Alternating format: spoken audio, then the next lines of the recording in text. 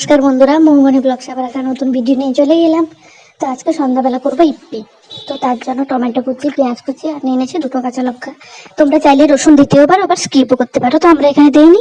তো এখানে half teaspoon মতন গ্যাস জ্বালিয়ে প্রথমে কড়াইটাকে বসিয়ে দিয়েছি। কড়াই গরম হলে হাফ টিস্পুন মতন পাল দিয়ে দিয়েছি। আর এখানে হচ্ছে আমাদের গ্রিন টি, তার জন্য ঝড় বসিয়ে দিয়েছি।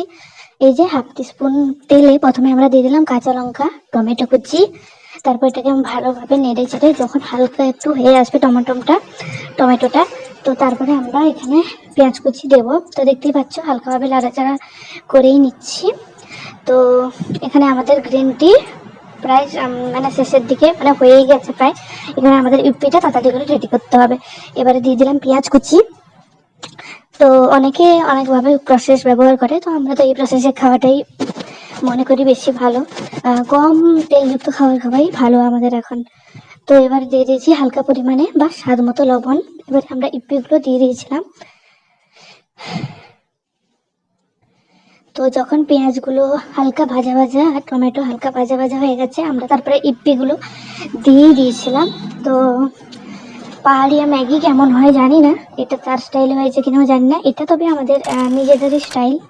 তো এইভাবে করে দেখো, খুবই খেতে ভালো লাগবে। তো এই যে ইপ্পির সাথে সাথে কিন্তু জল যখন হালকা ফুটতে শুরু করছিল তখনই আমরা মশলাগুলো দিয়ে দিয়েছিলাম। এই যে একটা মশলার প্যাকেট পড়েও গেছিলো, দেখতেই পাচ্ছ। তো তুলে নিয়েছি।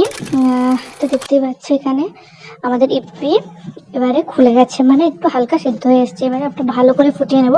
জলের পরিমাণটা কিন্তু খুবই কম পরিমাণে ব্যবহার করবে। আমরা এখানে 1 কাপ মতো জল ব্যবহার করেছি। এই যে আমাদের ইপ্পি রেডি। তো আজকে রেসিপি কেমন লাগলো তোমরা জানাবে, লাইক শেয়ার কমেন্ট করতে তো ভুলো না।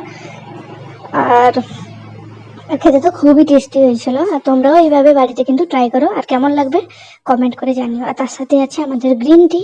তো আবার ফিরে এসেছি নতুন একটা ভিডিওর সাথে।